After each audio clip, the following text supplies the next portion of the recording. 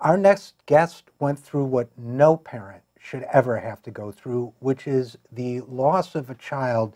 What's more, she lost her son to the greed of the pharmaceutical industry, and now she's doing something about it. Nicole Smith Holt is the mother of Alec Smith. She is a graduate of St. Catherine University in St. Paul, Minnesota, and she is an advocate for T1 International. She joins us now. First of all, Nicole, thanks for coming on the program.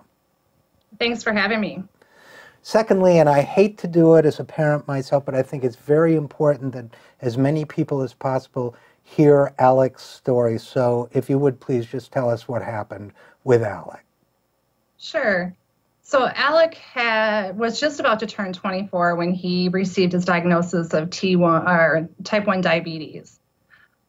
He managed his diabetes pretty well for the first 2 years, almost 2 years. May 20th of 2017, he turned 26. So on June 1st of 2017, he was removed from my insurance. On June 27th of 2017, so 27 days later, he was found dead in his apartment from diabetic ketoacidosis. Alec had been rationing his insulin when he went to the pharmacy the first time to pick up his prescription. Without the assistance of the insurance, his bill was $1,300, and he just didn't have enough money at the time to purchase it. And he did, was it, do you think, one of those things where he didn't want to worry people and, you know, didn't talk about it that much or something? Yeah, Alec had just moved out of the house 6 months prior to that, so I think he was really trying to show us that he was responsible and independent and he didn't need our help. So I think he just really tried to not worry us.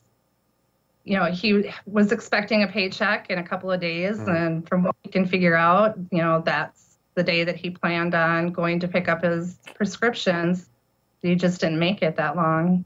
Yeah, it's heartbreaking. And we've talked about insulin, and we've talked about diabetes. We talk a lot on this show about the pharmaceutical industry, and my understanding is that what Alec did in trying to make the medication last longer for financial reasons, that's not uncommon, is it?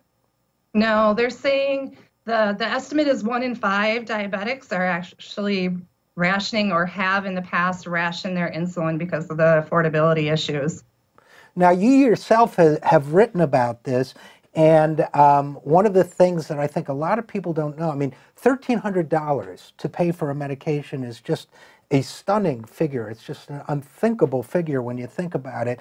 And but the inventors of insulin wanted it to be free, right? They did.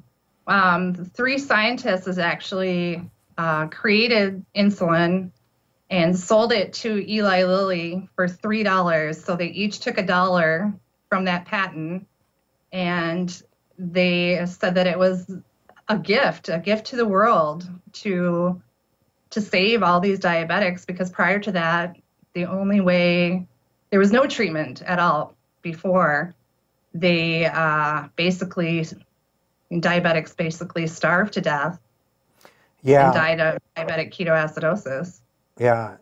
And, one of the things, as you point out, it's a 95-year-old drug, right? So it's not under patent the way others are, but curiously enough, the way it works, you have just, I can't remember if it's 2 or 3 major manufacturers, their prices have just gone up in lockstep, all together, as if there's no lower cost alternative. Am I right about that? Correct. There's 3 big pharmaceutical companies that manufacture insulin, and every time there's a price hike, they all price, it's all in lockstep. They're all charging almost exactly the same price, and they're all increasing it at the exact same time.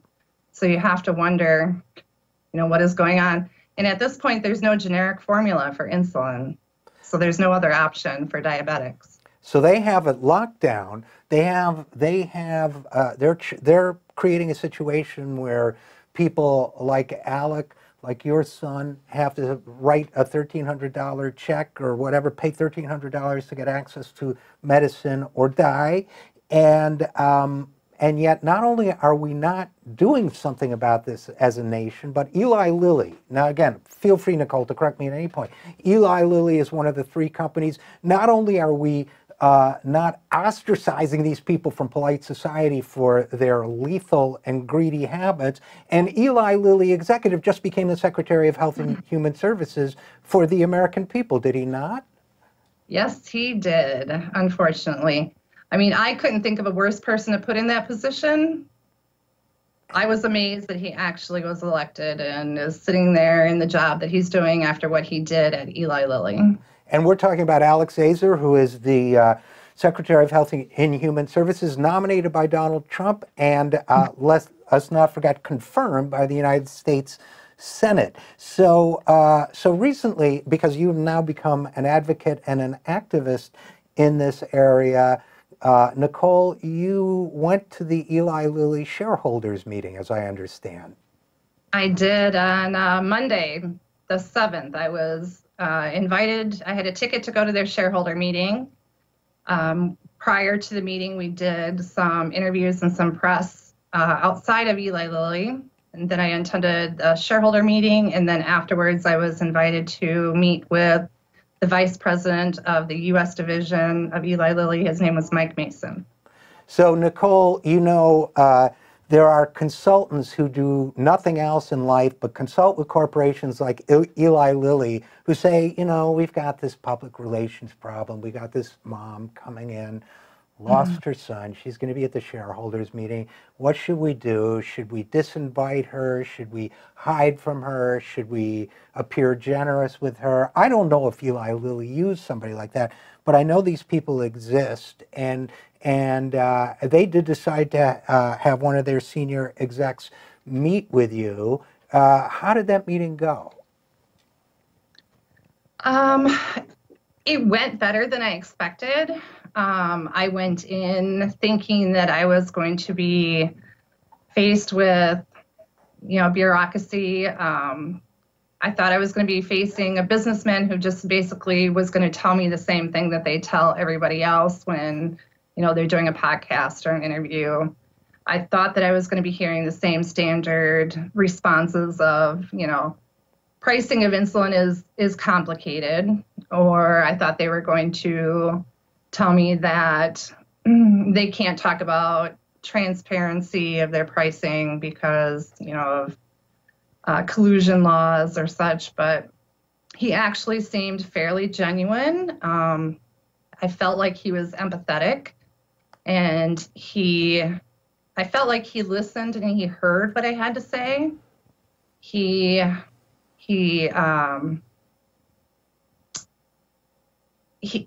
made me feel a little hopeful when I left that maybe he would follow through with what he had to say about changes that they need to make within their company. Well, let me ask, did he, what was his title? Do you remember what his title was? I can't see that anywhere here. Yeah, VP of the U.S. division. So, okay, so that's Alex Azar's old job, if I recall correctly. No, I think Alex Azar was the CEO. Yeah, he became the CEO after, yeah later. Now here's what they said.